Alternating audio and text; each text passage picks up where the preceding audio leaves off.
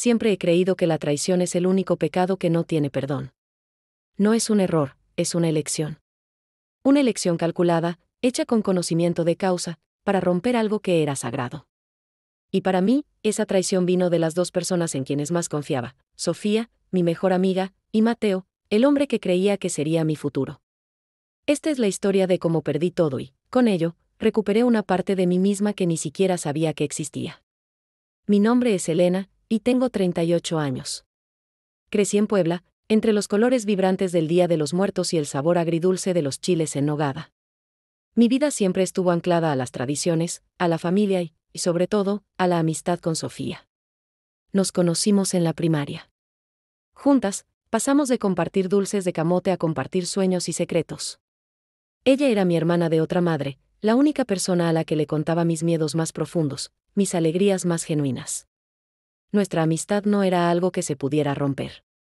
Al menos, eso pensaba yo. Cuando conocí a Mateo en la capital, durante un viaje de negocios, él era todo lo que yo había soñado. Era inteligente, divertido, y me hizo sentir vista, no solo por lo que era, sino por lo que podía llegar a ser.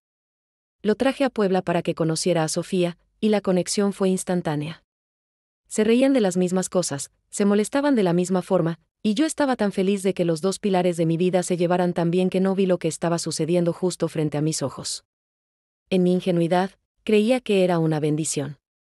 A menudo, los invitaba a cenar a mi casa, una casona antigua que mi abuela me había dejado, con su jardín lleno de bugambilias. En esas noches, el aroma a mole poblano llenaba la cocina, y el sonido de las risas se mezclaba con la música de Juan Gabriel. Todo parecía perfecto, como una postal idíaca de la vida que siempre quise. Sofía y Mateo eran mis confidentes. Me daban consejos sobre mi trabajo en la galería de arte, me consolaban cuando me sentía abrumada, y siempre estaban ahí para mí. O al menos, eso me hacían creer. Mirando hacia atrás, lo que yo interpretaba como apoyo, era una farsa muy bien montada. Sus miradas se cruzaban un segundo de más, sus manos se tocaban, accidentalmente, y sus conversaciones tenían un subtexto que solo ahora, con la distancia del tiempo, puedo descifrar. La ceguera de un amor verdadero es la ceguera más peligrosa de todas. Si alguna vez has sentido una traición así, comenta con la palabra venganza, y suscríbete para no perderte el resto de mi historia. Las señales de alarma comenzaron como susurros, pequeños detalles que mi corazón se negaba a procesar. Una llamada de Mateo a altas horas de la noche que se cortaba cuando yo entraba a la habitación. Mensajes de texto que se borraban de inmediato. Sofía que, de repente, tenía un horario muy ocupado los fines de semana. Eran migajas, pero mi subconsciente las recogía y las guardaba, construyendo un rompecabezas que no quería resolver. El detonante fue mi cumpleaños. Mateo me sorprendió con un viaje a Cancún, un paraíso en la tierra. Fueron los 3 días más extraños de mi vida. Mateo estaba distante, su mente parecía estar en otra parte. Me decía que eran los nervios del trabajo, pero yo sentía el frío de la indiferencia en su voz. A mi regreso, la primera persona con la que quise compartir mi experiencia fue Sofía. Le mostré las fotos de la playa, de los amaneceres, de los atardeceres. Ella las veía con una sonrisa forzada. Y entonces, vi la foto. La foto de Sofía en un festival de música en Guadalajara, una semana antes de mi viaje. En su muñeca, una pulsera. La pulsera que yo le había regalado a Mateo en nuestro primer aniversario, grabada con la fecha de nuestro primer beso. ¿La había usado Sofía, o la había encontrado en alguna parte? Mi mente buscó una explicación, cualquier explicación, pero no la encontró.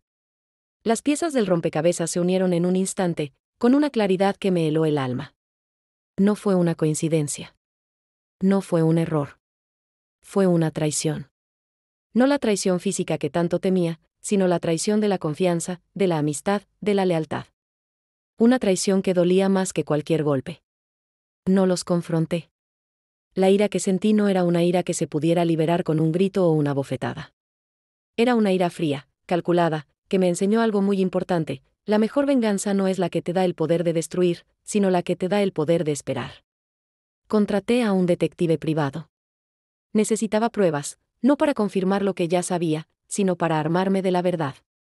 El detective me envió fotos, registros de llamadas, mensajes. Mateo y Sofía se encontraban en el apartamento de él en la Ciudad de México, se habían encontrado en los restaurantes que yo amaba, en los parques donde solíamos caminar.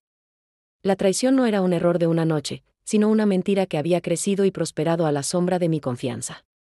Descubrí que Sofía no solo era la amante, sino que también era la instigadora. Ella había planeado todo desde el principio. Se había acercado a Mateo, había llenado su cabeza de mentiras sobre mí, y lo había seducido con la falsa promesa de un amor más profundo y más real que el nuestro. La parte más difícil ya la había superado, pero lo que viene ahora es algo que nunca imaginaron. Si quieres saber cómo terminó todo esto, suscríbete ahora. Con las pruebas en mis manos, no fui a confrontarlos. En lugar de eso, elaboré un plan. No quería humillación pública, ni dramas. Quería algo más sutil, algo que los destruyera desde adentro, para que ellos mismos se dieran cuenta de la monstruosidad que habían cometido. Mi plan era simple, me hice amiga de Sofía. Le mandaba mensajes de vez en cuando, le preguntaba sobre su trabajo, sobre su vida. Ella, creyendo que yo no sabía nada, me contaba sus problemas con Mateo, sus dudas. Yo la escuchaba con paciencia. Y en medio de la conversación, le soltaba pequeñas joyas de información, secretos sobre Mateo que él me había contado a mí, sobre sus miedos, sus debilidades. Le decía, Mateo siempre fue un poco inseguro, o una vez me contó que le costaba comprometerse. Sofía se quedaba en silencio. Plantaba la semilla de la duda en su cabeza, la hacía pensar que el hombre que ella estaba robando no era tan perfecto como lo había pintado. Mientras tanto, con Mateo, actuaba de manera diferente. Fingía haber perdonado todo. Le daba más atención, lo elogiaba, le decía que quería pasar más tiempo con él. Él, confundido por mi cambio de comportamiento, se sentía culpable. Y entonces, comencé a dejar pistas falsas. Dejaba un recibo de un restaurante que no conocía en su chaqueta, le mandaba mensajes de texto con nombres de amigos ficticios. Lo hacía creer que yo también estaba teniendo un romance. No lo decía, solo lo dejaba insinuado. Su paranoia creció, y se volvió obsesionado con mis movimientos. Empezó a revisar mi celular, a llamarme a horas inesperadas, a hacerme preguntas extrañas sobre dónde había estado. Lo que una vez fue una traición silenciosa se había convertido en un juego de ajedrez psicológico. Yo era la maestra, y ellos los peones. Y la partida, pronto, llegaría a su fin. La venganza llegó a su punto álgido durante el Festival de Música de Guadalajara. A Mateo le encantaban los festivales, la energía de la música, la libertad de la multitud. Él me invitó a ir con él, pero Sofía también estaría allí, y él no lo sabía.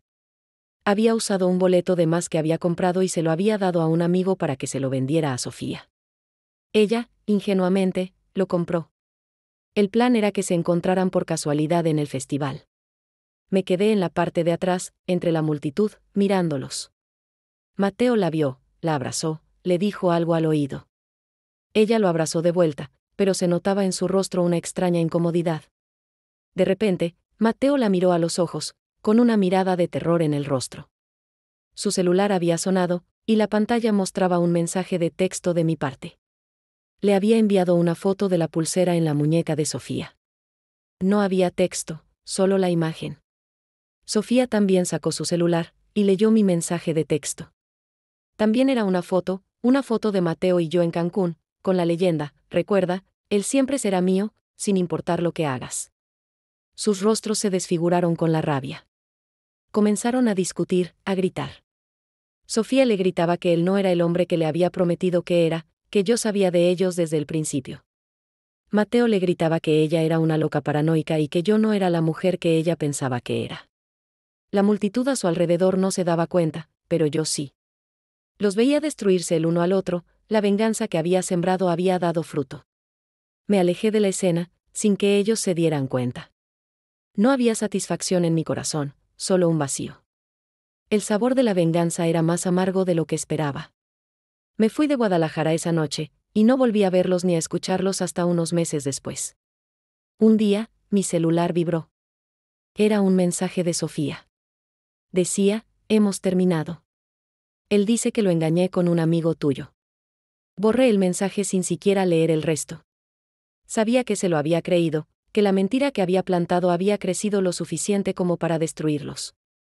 Cerré mi celular, con una calma que no había sentido en mucho tiempo. Me senté en el jardín de mi casa, bajo el sol de Puebla, y me di cuenta de que mi venganza no era una victoria. No me hizo más feliz, ni me quitó el dolor. La venganza no es un camino hacia la felicidad, es un camino hacia el vacío. Pero, por otro lado, aprendí una lección importante: mi vida no es un campo de batalla para las guerras de otras personas. El amor no es un premio que se gana con engaños, sino una elección que se hace con el corazón. Y la traición, al final, siempre deja al traidor solo, con la compañía de sus propias mentiras. Ahora que conoces toda mi historia, me pregunto, ¿habrías hecho lo mismo que yo? Deja tu opinión en los comentarios, y si esta historia te hizo sentir algo, no olvides darle me gusta y suscribirte para más relatos como este.